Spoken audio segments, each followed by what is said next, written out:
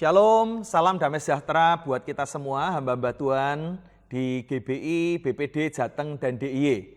Saudara, seperti apa yang saya sampaikan sebelumnya tentang orang yang mungkin mengajukan kepada kita untuk dilayani dalam pernikahan, maka gereja harus menyediakan BPN atau bimbingan pranikah. Nah saudara, ini menjadi hal yang sangat penting. Saya sampaikan ada dua hal dalam BPN mereka harus dapatkan. Yang pertama adalah mereka harus mendapatkan landasan firman Tuhan. Apa kata Alkitab tentang pernikahan? Yang kedua adalah kehidupan praksis atau praktika kehidupan pernikahan. Yaitu seputar menjadi suami yang efektif, menjadi istri yang efektif, menjadi orang tua yang efektif, mungkin kesehatan dan lain sebagainya. Ada banyak yang bisa kita bahas dalam kehidupan praksis atau praktika. Nah, apa yang akan saya sampaikan dalam sesi ini adalah sesi pertama, yaitu landasan Alkitab tentang pernikahan. Ini yang harus jemaat tahu sehingga pasangan yang akan menikah, mereka harus tahu bahwa mereka sedang masuk dalam rencana Allah yang besar. Pernikahan adalah rencana Allah yang besar. Mari kita akan masuk dalam modul yang pertama ini, yaitu kebenaran firman Tuhan tentang pernikahan. Saudara, ini yang akan kita pelajari, yaitu pernikahan adalah lahir dari pikiran Allah. Sekali lagi, saudara harus camkan hal ini, bahwa berikan konsep atau sebagai dasar Alkitab yang kuat, kebenaran yang kuat dalam kehidupan pasangan yang mau menikah, bahwa pernikahan itu kudus, suci dan mulia karena lahir dari pikiran Allah. Nah, mari kita akan lihat bagaimana kita bisa mengambil kesimpulan tentang hal itu. Saudara, kita akan bawa dalam kehidupan bahwa orang menikah atau rencana pernikahan itu sungguh-sungguh bukan ide manusia. Nah, kita akan bawa mereka dalam sebuah pemahaman dari pola penciptaan langit dan bumi. Mundurnya cukup jauh ya, tapi baik untuk kita bisa lihat bahwa ini adalah kehidupan pertama kali pernikahan, yaitu keluarga Adam dan Hawa. Nah, itu sebabnya kita mundur dulu agak jauh supaya BPN ini kita akan dasari dari mulai hal yang dasar, yaitu pola penciptaan langit dan bumi. Saya akan bacakan Kejadian 1 ayat 1 sampai ayat 4 bagian A. Pada mulanya Allah menciptakan langit dan bumi. Bumi belum berbentuk dan kosong. Gelap gulita menutupi samudera raya. Dan roh Allah melayang-layang di atas permukaan air. Ayat 3. Berfirmanlah Allah, jadilah terang, lalu terang itu jadi. Allah melihat bahwa terang itu baik. Saudara, dalam ayat ini kita akan menekankan tentang sebuah pola penciptaan yang Allah lakukan.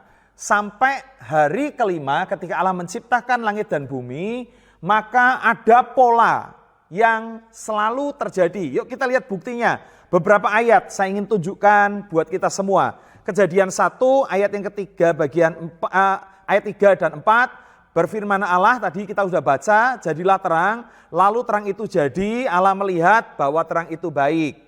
Kejadian 1 ayat yang ke-10, dikatakan demikian, lalu Allah menamai yang kering itu darat dan kumpulan air itu dinamainya laut.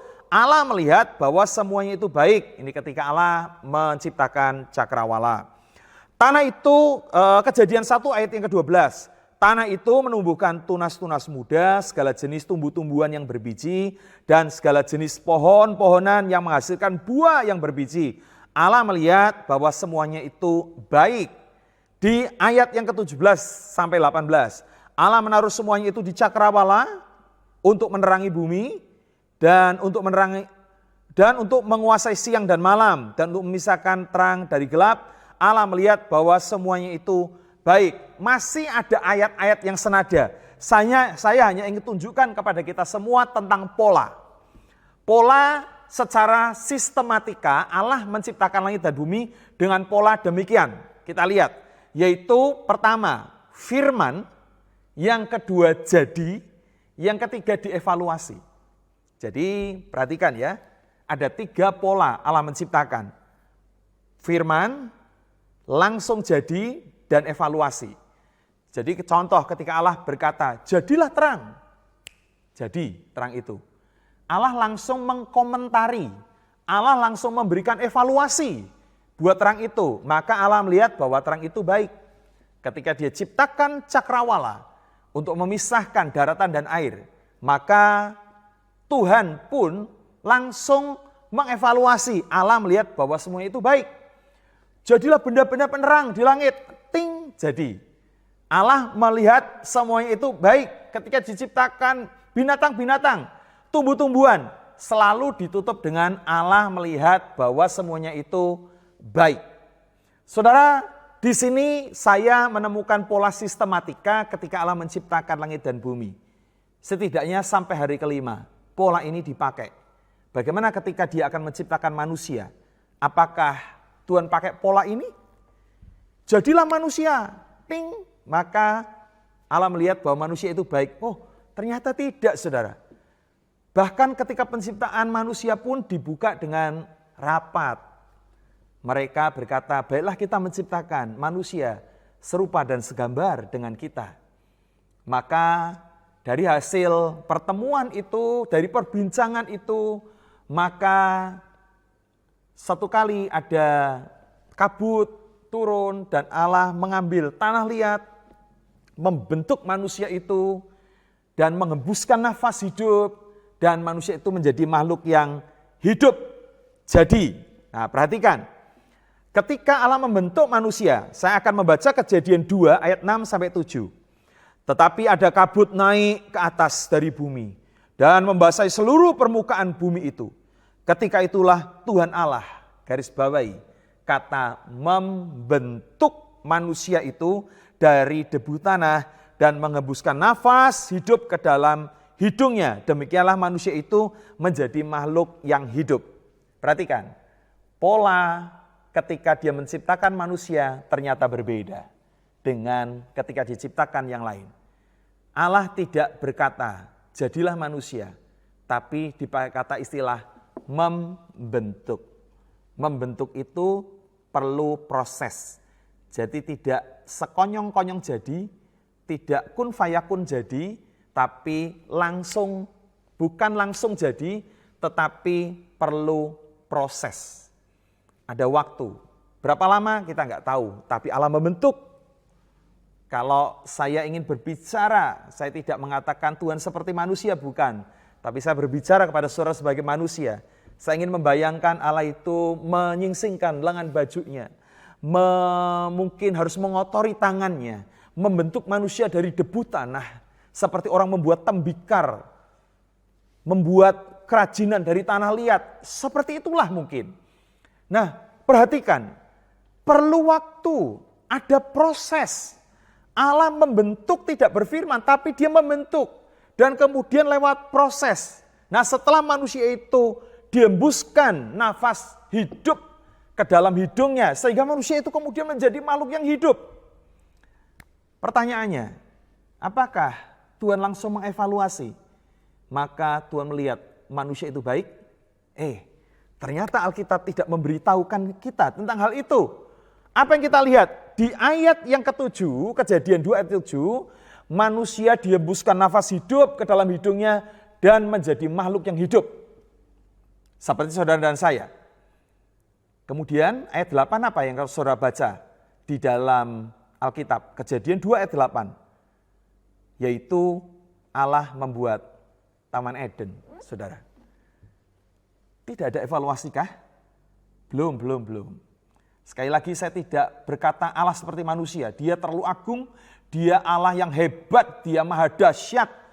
Tetapi saya sedang berbicara kepada saudara sebagai sesama manusia, maksudnya begitu ya.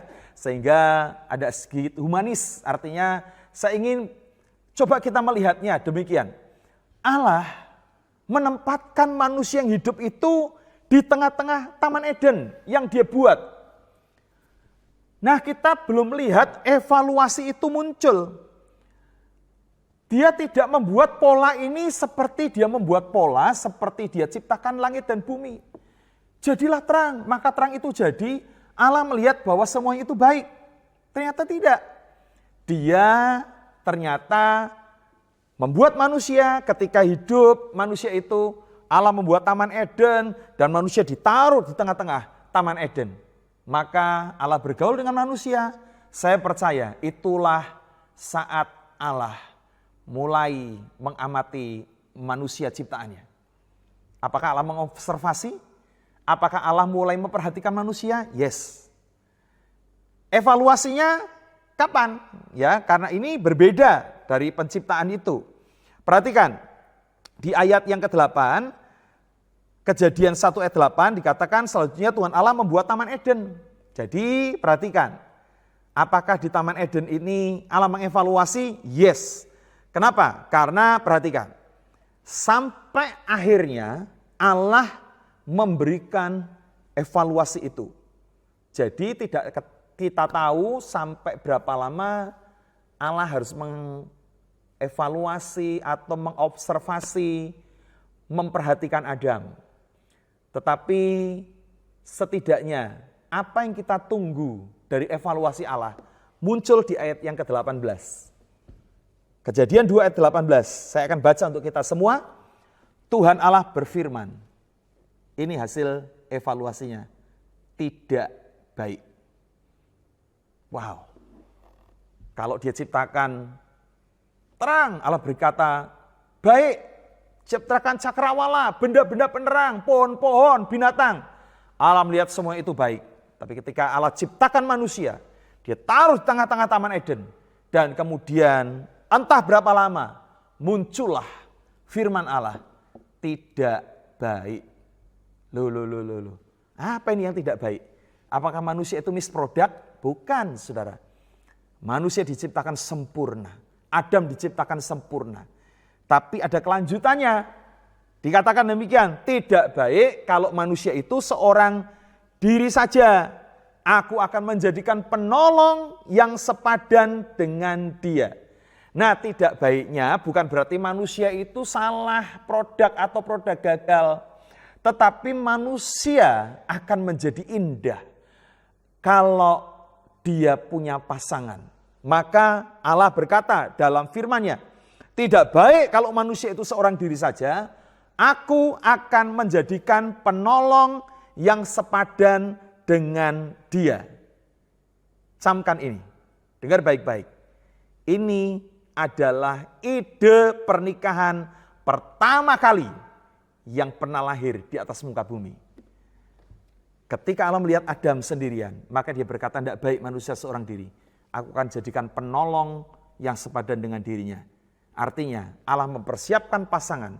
Ketahuilah ini adalah ide pernikahan yang pertama bagi manusia. Lahir dari mana pikiran itu? Lahir dari mana ide pernikahan itu? Lahir dari pikiran Allah. Maka kasih tahu kepada mereka yang mau menikah bahwa pernikahan itu sebenarnya dirancang Allah untuk mereka. Kalau mereka hari ini mereka merancangkan pernikahan, sesungguhnya Allah sudah merancangkannya jauh hari kepada mereka. Karena Allah mempersiapkan pernikahan. Kasih tahu kepada orang yang kita bimbing, para konseli kita, bahwa mereka harus menghormati pernikahan. Karena pernikahan tidak pernah lahir dari pikiran manusia, lahir dari pikiran Allah. Saudara, pertanyaannya, apakah manusia memikirkan pernikahan? Jawaban saya, ya. Tapi coba kita lihat, Allah yang memikirkan duluan. Kita lihat ayat yang ke-20, masih di Kejadian 1. Tadi kan kita lihat evaluasi Allah di ayat yang ke-18. Nah, kita lihat ayat yang ke-20. Jadi setelah itu, perhatikan, ayat 20, manusia itu memberi nama kepada segala ternak, kepada burung-burung di udara, dan kepada segala binatang hutan. Tetapi baginya sendiri, ia tidak menjumpai penolong yang sepadan dengan dia. Manusia punya tugas memberi nama kepada segala ternak yang lehernya panjang, yang tinggi, itu jerapah mungkin kasih nama, yang kecil, kalau gigit pedes kasih nama semut, mungkin demikian. Saudara, ketika manusia memberi nama kepada ternak, maka manusia itu melihat sebuah kebenaran begini. Setiap ternak, setiap binatang, ada betina, ada jantan. Mereka berpasang-pasangan. Sehingga pada ayat penutupnya dikatakan demikian, tetapi baginya sendiri, disitulah Adam merasa bahwa dia tidak punya pasangan yang sepadan dengan dirinya. Perhatikan, ayat 18, Allah sudah memikirkan pernikahan, teman yang sepadan untuk manusia. Ayat 20, manusia baru sadar dia membutuhkan pernikahan. Kesimpulan saya, manusia memikirkan pernikahan.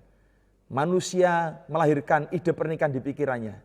Tapi telat atau telat mikirnya keduluan Allah. Allah yang mikir duluan tentang pernikahan itu. Jadi kasih tahu kepada konseli kita bahwa mereka mempersiapkan pernikahan ini. Allah sudah mempersiapkannya. Hal yang kedua yang harus ditekankan kepada mereka, pernikahan itu kudus, jangan buat main-main. Sehingga pastikan mereka harus menghormati lembaga pernikahan ini. Sehingga mereka sadar bahwa ini adalah rencana yang kudus dan mulia. Tidak sekedar mengejar umur yang sudah mungkin harusnya menikah. Tidak sekedar menikah karena tuntutan, kebutuhan seksual atau apapun. Tetapi ini adalah rencana Allah. Dan rencana Allah itu adalah kudus. Bagaimana dengan Yesus Kristus? Coba sekilas kita lihat pada Yohanes pasal yang kedua.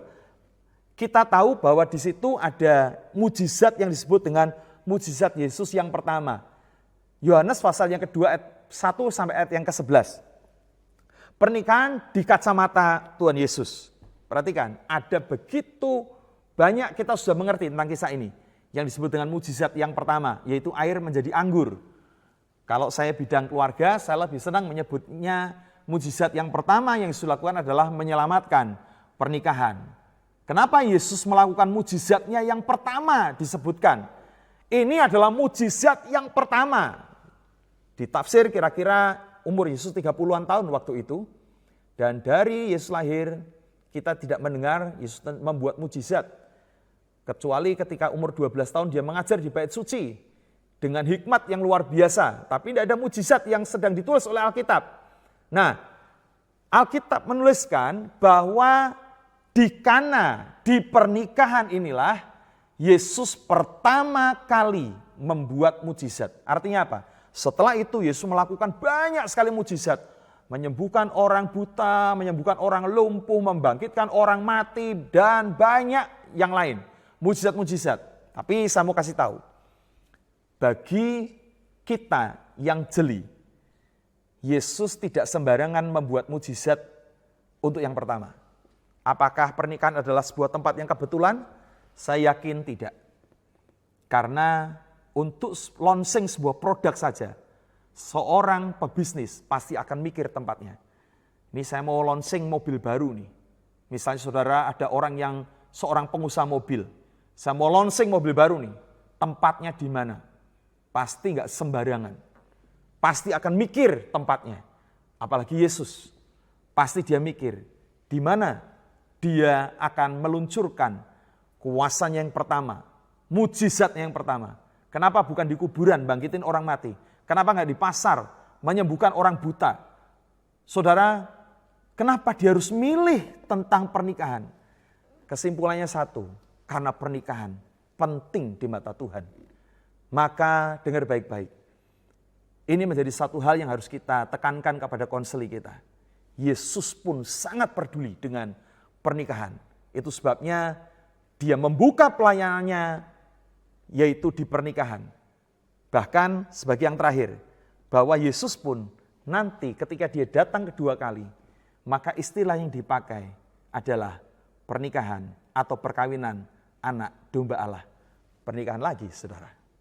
Mari kita akan lihat satu ayat yang terakhir, Wahyu 19 ayat yang ke-7. Marilah kita bersukacita dan bersorak-sorai dan memuliakan Dia karena hari perkawinan, pernikahan anak domba telah tiba dan pengantinnya telah siap sedia. Saudara, kedatangan Kristus yang kedua kali pun disebutkan pernikahan atau perkawinan. Jadi Allah Bapa sangat perhatikan untuk pernikahan. Pernikahan lahir dari pikiran Allah. Yesus ketika melayani di bumi pun, dia fokus dengan pernikahan. Itu sebabnya tujuan kita satu, landasi pertemuan pertama dengan konseli kita, bahwa pernikahan itu kudus, suci, dan mulia. Karena bagi Allah, ini menjadi konsentrasi yang sangat-sangat penting. Bahkan kita pun gereja disebut keluarga Allah. Kiranya materi ini akan memberkati kita. Nah, pada pertemuan berikutnya saya juga akan masih menyampaikan tentang landasan Alkitab dalam pernikahan. Sampai ketemu dalam video berikutnya. Tuhan Yesus memberkati, salam sehat dalam kasih berkat Allah. Keluarga bahagia adalah keluarga yang diberkati Tuhan. Amin.